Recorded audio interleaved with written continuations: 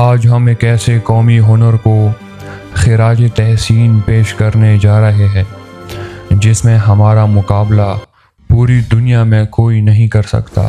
جی ہاں، دکھاوا۔ براہ کرم آپ بھی تالیاں بجائیں۔ آخر اتنی محنت کون سی قوم کر سکتی ہے؟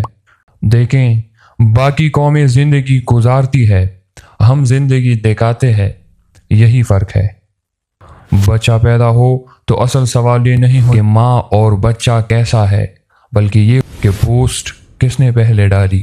ہسپتال میں ابھی ڈاکٹر کہہ رہا ہوتا ہے مبارک ہو، لیکن کزن کہہ رہا ہوتا ہے بھئی جلدی کرو، لائٹ اچھی ہے، ریل بنا لیتے ہیں۔ بچہ ابھی دنیا میں نہیں آیا ہوتا، لیکن فیس بک پر آ جاتا ہے۔ پھر شادی آتی ہے، شادی نہیں، قومی منصوبہ۔ ایک ایسا منصوبہ جس کا بجٹ IMF سے زیادہ، لیکن منافع زیرو۔ کانا اتنا کہ پورا محلہ کھا لے، لیکن بعد میں آدھا ڈسٹ بن میں۔ لیکن کیوں؟ کیونکہ اگر کانا ختم ہو گیا تو لوگ کیا کہیں گے؟ ویسے مجھے آج تک سمجھ نہیں آئی، یہ لوگ کانا کھانے آتے ہیں یا آڈٹ کرنے؟ پھر جہیز اتنا کہ نئے گھر میں دلہن بعد میں آتی ہے۔ Air condition, juicer, microwave اور 300 کوشنز پہلے پہنچ جاتے ہیں۔ ایسا لگتا ہے کہ شادی نہیں ہو رہی ہو، بلکہ میٹرو کی نئی برانچ کھل رہی ہو۔ اور ہماری پسندیدہ لائن، برادری میں عزت کا سوال ہے، اور یہ وہ عزت ہے جو صرف 24 گھنٹے چلتی ہے۔ پھر اگلے ہفتے کسی اور کی شادی ہوگی اور برادری اپنی عزت ادھر شفٹ کر لے گی۔ اور اب تو دکھاوا بھی اپ گریڈ ہو چکا ہے۔ کانا آیا، رکھ لو، ٹھنڈا ہو جائے گا، کوئی بات نہیں، لیکن اینگل صحیح آنا چاہیے۔ پہلے ڈرون شاٹ، پھر سانس لینا۔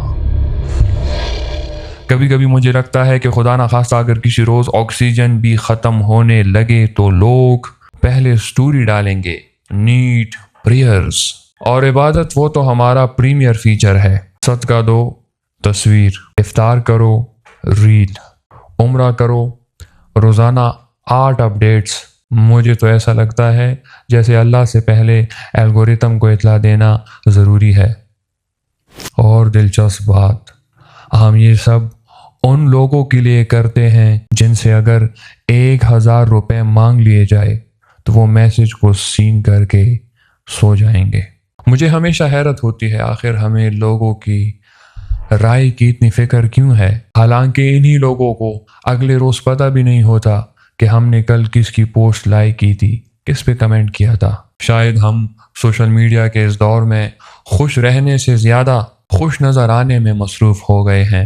اصل زندگی تو اندر چل رہی ہوتی ہے، لیکن ہم بار بار اس کا ایک بناوٹی سا ٹریلر ریلیز کر رہے ہوتے ہیں۔